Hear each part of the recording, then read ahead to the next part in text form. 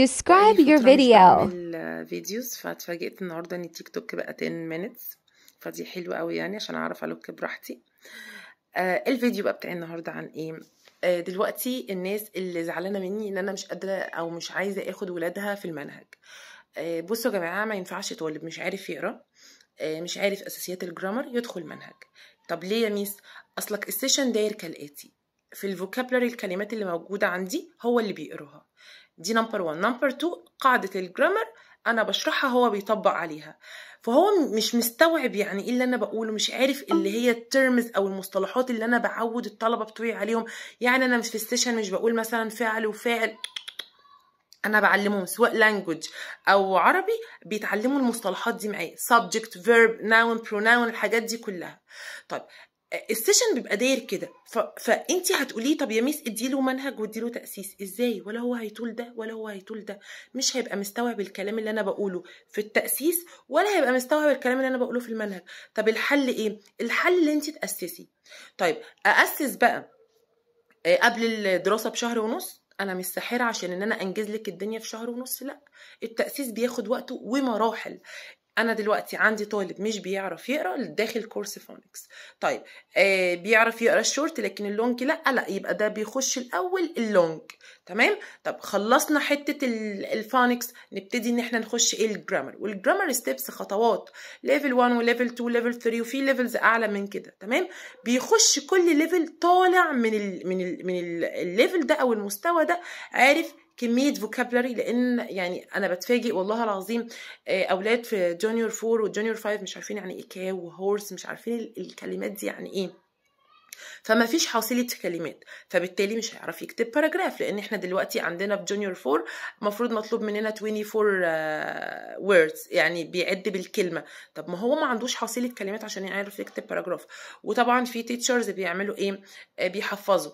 طب انا هحفظ في كل يونت من ال6 يونتس اللي عندي هيكون عندي في يعني 4 باراجراف احفظه في كل يونت 4، يعني 4 في 6 ب24 باراجراف. هو مش هيجمع، هو من الحاجات دي ما بتتحفظ، الحاجات دي بيكون ليها تكنيكس معين.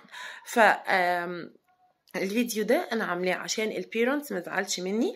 انا قبل ما حد بيجي يقول لي ميس انا ابني جونيور 4 5 6 او ميدل 1 2 3، ببتدي ان انا اعمل بليسمنت تيست، اختبار. والله اجتاز حاجات معينة أنا محتاجاها في الطالب عندي يكون عندي في المنهج، تمام. ما اجتازهاش لا، يتحول الكورسز. مش معنى كده ان انا مش بقبل الطلبة الضعيفة، لا، انا بقبل الطلبة الضعيفة بس سكتهم في حتة تانية، هاخدهم في حتة تانية واخليهم طلبة يعني يكونوا متمكنين من المادة اللي معاهم. لكن طالب ضعيف مع منهج جديد مش هينفع. الحل ايه؟ نأسس صح وندي ولادنا فرصتهم ان هم يتأسسوا صح وياخدوا حقهم، مش شهر ولا اسبوع ويلا خلصي يلا هتدخلينا المنهج امتى. لا، هو يعني انا بشتغل ومعلش باخد اجر على الموضوع دوت، فانا بتقي ربنا في الحتة دي امانه كمان. اللي انا ما اقبلهوش على ولادي مش هقبله على ولاد غيري، والله هو مش هينفع. وحرام لو وديتيه لحد تاني، يعني انا اسفه في اللفظ، هيعك معاه. وحرام حرام، احنا شايفين الدنيا كل ماده ما المناهج بتتصعب بس على اللي مش متأسس. لكن لو الطالب، يعني انا معايا الله اكبر الله اكبر، معايا طلبه داخلين جونيور 2 مخلصين 3 tenses، 3 أزمنة: present simple present continuous present past simple، وبيعرف يكتب باراجراف وعارف طلعي له اديله passage كده هيعرف يطلع منها كل حاجة. يعني ايه verb، يعني ايه adjective، يعني ايه proper noun، هيعرف يطلع الحاجات دي كلها. ليه؟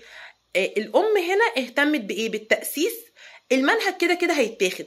هو بقى لما يجي يدخل جونيور 2 هو داخل جونيور 2 واخد الحاجات دي، يقول لي ميس ايه الحاجات التافهه اللي انا باخدها دي؟ ليه؟ عشان هو اتاسس صح. كده بقى لما يطلع فور كده بقى خلاص بقى يبتدي بقى من جونيور 2 يبتدي بقى ان هو ياخد ايه؟ منهجه بقى جونيور 2، ياخد بقى جونيور 3 4 5 وهكذا، ياخد منهجه عادي. لان هو عنده البيز، القاعده. زي ما انا ما ببني البيت بتاعي باسس الاساس بتاعي كويس عشان خاطر الادوار اللي هتطلع او المبنى اللي هيطلع يكون عندي ايه؟ يكون عندي متاسس صح. وهي دي المسج اللي انا كنت حابه اوصلها للبيرنتس عشان تكون متفهمه ان التاسيس حاجه والمنهج حاجه، وان احنا مش هنشتغل منهج غير مع طالب متأسس.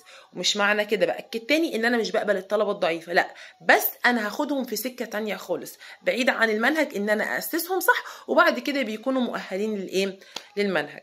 اتمنى تكون رسالتي وصلت.